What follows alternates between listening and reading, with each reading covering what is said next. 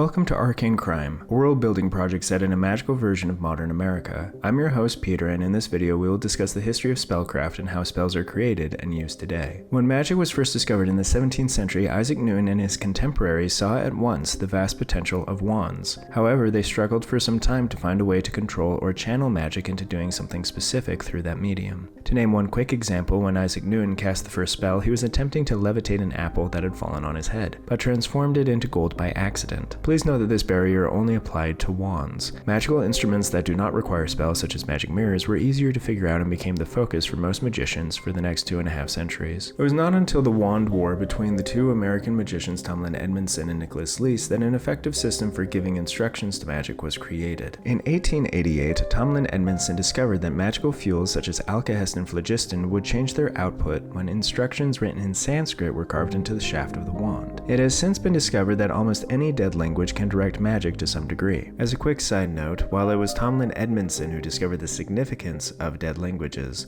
it was Nicholas Leese who perfected the technology and brought it into public awareness. When Edmondson realized Leese was getting all the credit for his invention, he began a slander campaign against Leese, which began their rivalry. Edmondson claimed the reason Leese was so effective with spell linguistics was because he was actually a foreigner, since Americans are so poor at learning other languages. He claimed that Leese had no birth certificate on record, that the slight lisp he spoke with was actually a subtle accent, and that he fabricated his last name to sound more English. He claimed Leese was actually a cleverly disguised anagram of Tesla, a common Serbian name at the time. Leese refuted these claims and procured a birth certificate, which he released to the public. Edmondson decried the documents as a forgery, but the public had already become apathetic to the feud and moved on. Edmondson and Lee's rivalry would continue until Edmondson's passing in the early 1930s. This story has nothing to do with the rest of the video, by the way, I just thought it was interesting. The field of spell linguistics had its next major innovation in the 1950s when an academic witch named Anna Loveland invented a device she called the spell engine. With enhanced computational power, Loveland's device revealed that there were two categories of magic languages that had almost opposite effects on magic. She named these two categories runic languages, which are alphabet-based like most modern languages, and symbolic or glyph languages, which are logogram-based like ancient Egyptian. There is a third category that was discovered later called logosyllabic. It is a hybrid of the two Loveland categories, but other than that is far too technical to describe within the confines of this video. It is also only used with Pandoran magic, which has been illegal since 1974, so it bears little importance to modern-day magic. Today, the two languages are used in tandem to best utilize their complementary strengths. Runic languages are good for detail but are very slow and taxing on the magical instrument and require a great deal of processing power. Glyph languages are not specific but are very fast. How these languages work together is runic languages are used to write out the details and functionalities of the spell on the back end, while glyphs are used as a runic container on the front end.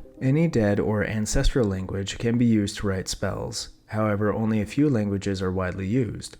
Those that are popular because they are used by the big 5 magic corporations. The other languages that are used are so infinitesimal that they are barely worth mentioning. I will do a deep dive into the big magic corporations in a future video, but will provide a brief summary of them here. First, there is Fantasy Book, which is the kingpin of social media and owns popular platforms such as Instacharm, Mecca, and Clockwork. The second major magic company is Atlantis, which is an online shopping platform. Neither of these two companies will play a major role in the book I'm writing, just be aware they exist. The other major magic companies are General Magic, which is the primary distiller of Icor, the most popular form of magical fuel, Blackburn Enterprises, which is primarily an energy company that mines phlogiston and alkahest. For more about magic fuels, please check out my magic system video. And finally, Vice Labs, which is led by Vilhelm Vice, the Swiss sorcerer, who is widely considered the most innovative wizard of all time. These corporations widely dictate what languages should be used for writing spells and what syntax they should follow. Since all but one of these companies originated in America, when these languages are used to write spells, they are basically English with a runic veneer and disregard the grammar principles of the original language. This was done consciously to make it easier and cheaper to train and hire spell developers.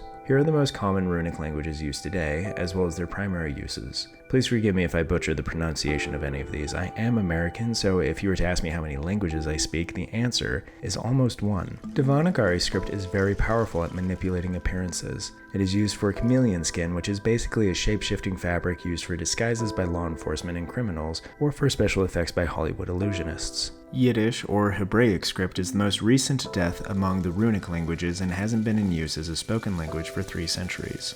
This script is excellent for creating motion.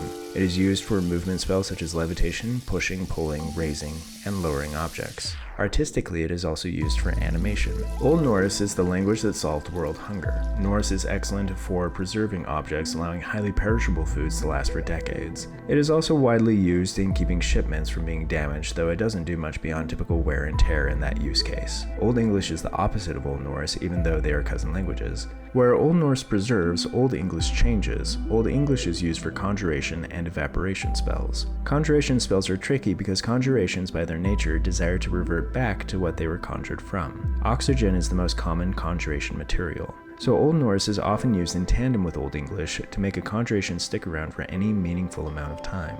English is the more powerful of the two, so it is impossible for any conjured object to last indefinitely. The last language is the most basic, and that is Latin. Latin is the jack of all trades, master of none. It is the easiest to use because it does not specialize in anything, but it is also the most limited. Many magic users prefer it for ease of use, while professional magicians hate it because it feels like trying to mow a lawn with a pair of scissors. The glyph languages do not have the same level of specification as the runic languages. They are primarily used either for branding purposes or to amplify or reduce the strength of the runic spell. The most common glyphic languages are Egyptian hieroglyphs, Cretan, Anatolian, Mayan, and Aztec. All of these are equally capable of amplifying and reducing spell strength. Vilhelm Vice, the Swiss sorcerer mentioned earlier, has made headlines recently for criticizing the modern spell industry as being hyper-specialized. Many spell developers struggle to change career paths, and many spells struggle with buggy performance since most managers have no idea how to manage development teams effectively. To solve these bureaucratic problems of the spell industry, Vice is currently working on a new wand model that operates on a completely different paradigm. Only recently has he opened up about his work. He agreed to an interview with me last week. Critical details of his work remain off the record for now, but he has agreed to let me share the basic ideas behind his design with the public. Vice believes that the reason only dead languages can direct magic in some way is because the older the language, the closer it is to the original language that was once spoken by all humanity. He believes that this language, which he calls Irimic, was the original force that created the universe and consciousness, and that the magic languages of today contain fragments of that original language. Further, he believes Irimic can be reconstructed through a careful study of every magic language, and programmed into this new wand he is currently designing.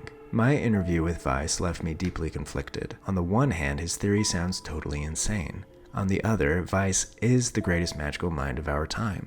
He gave us the satellite, self-learning magic, and discovered I-Core. I suppose only time will tell if Vice's theory bears merit, or if he has faded from a genius to a crazed crackpot.